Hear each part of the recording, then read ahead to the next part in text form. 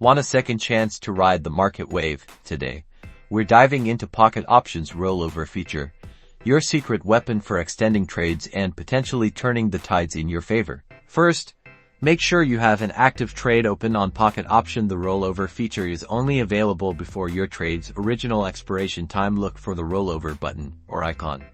Its availability depends on market conditions and the time left on your trade, so it might not always be visible. See that rollover button? Click on it.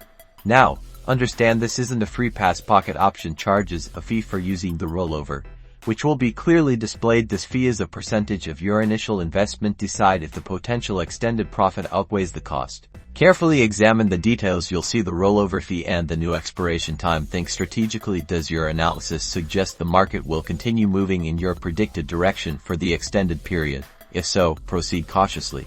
Confirm your decision by clicking the Accept button. Remember, this cannot be undone. The rollover extends your trade's expiration time, giving it more time to potentially move into profit. Manage your risk wisely. Rollover doesn't guarantee profit. It simply buys you time.